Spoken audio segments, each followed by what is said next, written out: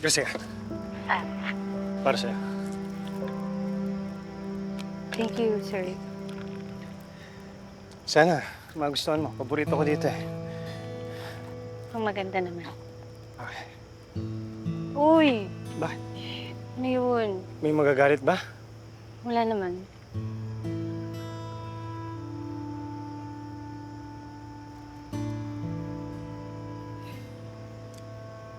Sana, kahit ngayong gabi lang. Gusto ko, ako lang na muna ang lalaki sa buhay mo.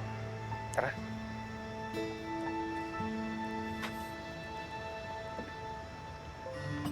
Thank you. Thank you, sir.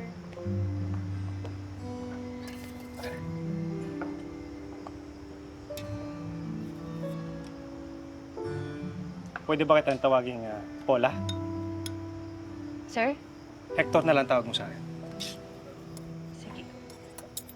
So, ba't mo naisipang maging pulis, Paula? Para maglingkod sa bayan. Sir, Hector. Alam mo, lahat naman tayo gusto maglingkod sa bayan eh. Sigurado ako may mas malalim pang dahilan kung bakit pinili mo maging pulis. Kasi hindi mo naman gagawin to basta-basta eh. May susugal yung buhay mo. Dahil sa tatay ko, sir. Lumaki kasi akong tinitingala ko siya. Nakita ko kung paano niya kami protektahan ng mama ko, ng lola ko. Simula bata pa lang ako, idol ko na siya. Yun, kaya ako nag-pulis.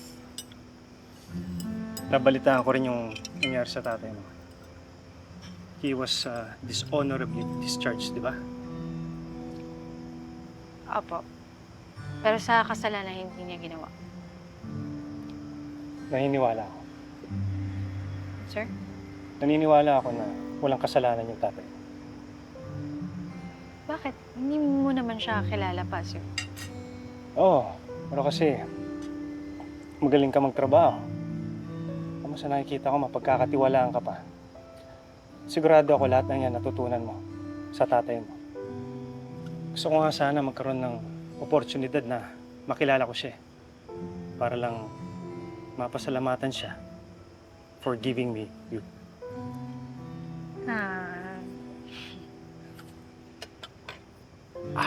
Ito yung paborito ko. Tikman mo muna. Sir, Hmm?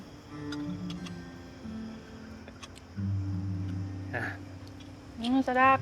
Musta? Sarap, di ba? Hmm.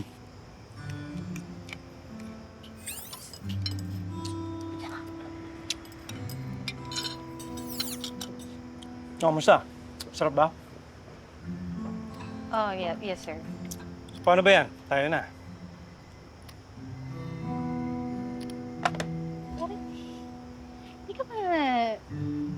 Hindi ka pa nabibilisan, sir?